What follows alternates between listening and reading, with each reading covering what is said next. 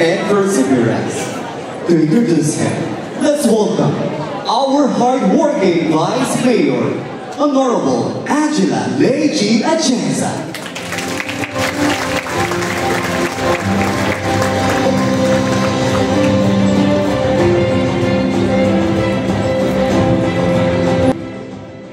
Magandang umaga po sa inyo lahat. Kamusta po kayo? Bago po ang lahat, gusto ko muna sabihin na napakaganda nga naman talaga ng Metropolitan Theater at naiintindihan ko kung bakit mahal na mahal ko ng ating mga gusto ko pong batiin ang ating magaling na alkalde, si Yorme Isko Moreno Dumagoso, si Ma'am Nerissa Lumeda, na magaling rin na OIC Superintendent ng SDO Manila.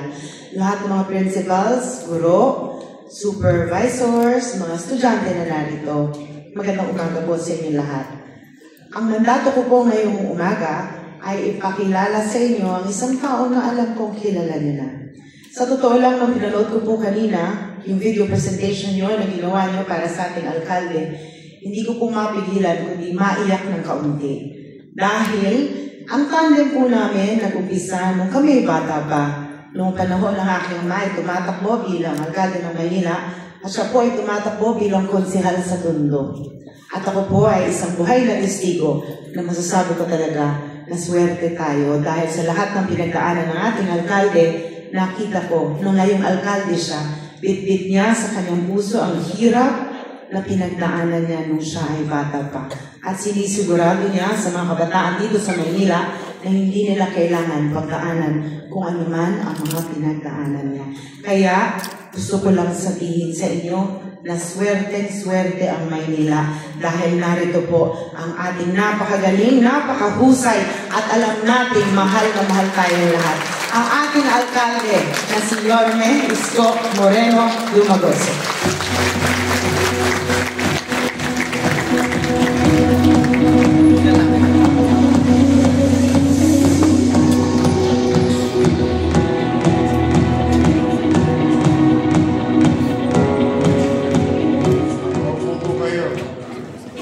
Salamat sa ating masipag, pinakamagandang Vice Mayor sa buong Pilipinas.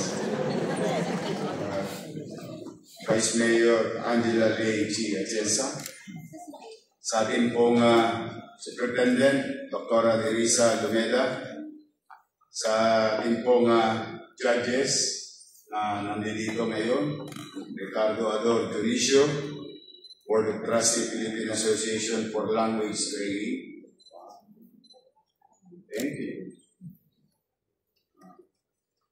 Miss Jonah Polaico, patawarin niyo po pag nagkamali ako.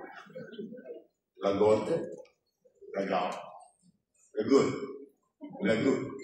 Lagot ka, mamaya. Lagot ako. Founder gave me a book, Foundation for Filipino Level Books Incorporated. Sa atin pong mga punong guro, teaching and non-teaching personnel of SDO, the parents, the supervisors, the trainers, saka yung ating mga mag-aaral.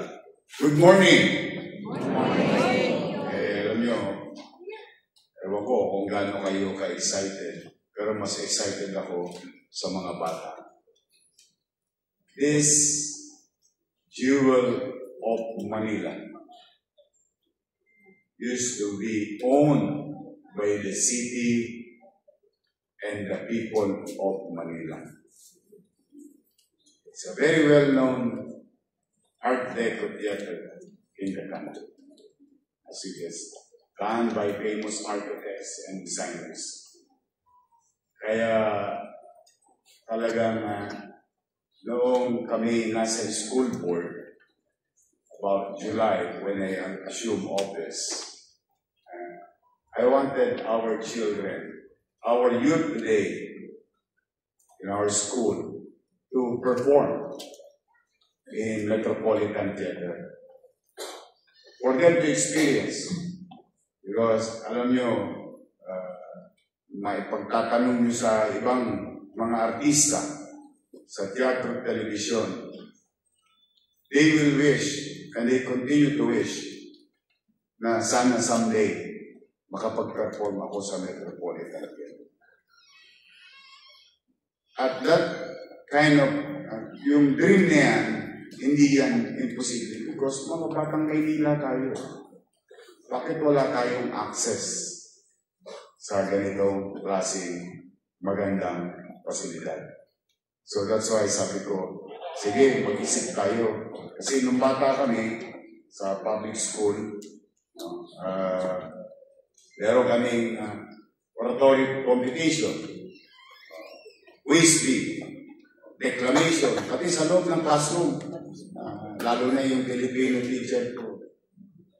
Kaya ano kami, inuturuan kami to present ourselves and our thoughts we share sa aming mga kamag-aral. So, maigi naman, naunawaan ako ng ating superintendent at ng school board, kaya tayo nagkakasama-sama ngayong araw na ito. Upang ipakita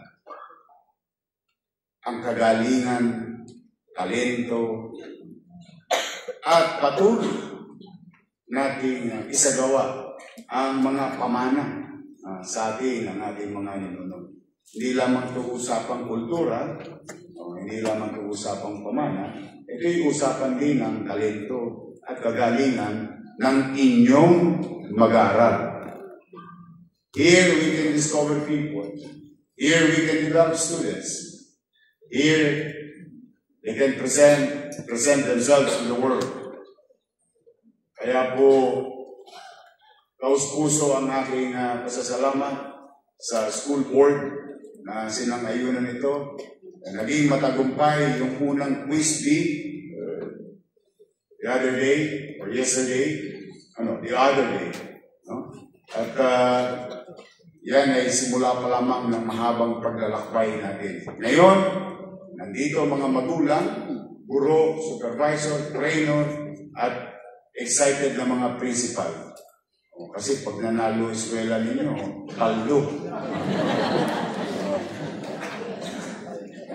In our own little way, we really wanted to share some resources for you to use on the same purpose. For next year, ay tingin ko, pagkatapos nito, with all the kwento, tingin ko magpapasiklaban na ang lahat. Dahil, siyempre, kuman, makapag-perform dito, talaga naman, tawag ko dito, one for the book, kung ikaw ay artist. So, maraming salamat sa mga punong guro ng ating pampublikong paaralan sa lungsod ng Maynila. To the efforts that you have done, with the parents na nagtiyaga, na ipairam ang kanilang mga anak ng ekstrang oras para mag-practice. This is the day to see our students, and the day that we will start our long journey of this type of competition. Academic, skills, talent, and so on and so on. And today, ay papakita natin katulad sa awit ng Maynila. Isang nakasaad doon. Maynila, Maynila, dalhin mo ang bandila. We can prove it today, we can prove it tomorrow, we can prove it every day.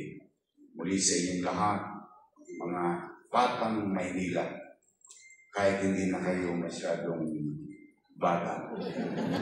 But we are all batang Maynila because this is our Maynila, my Manila.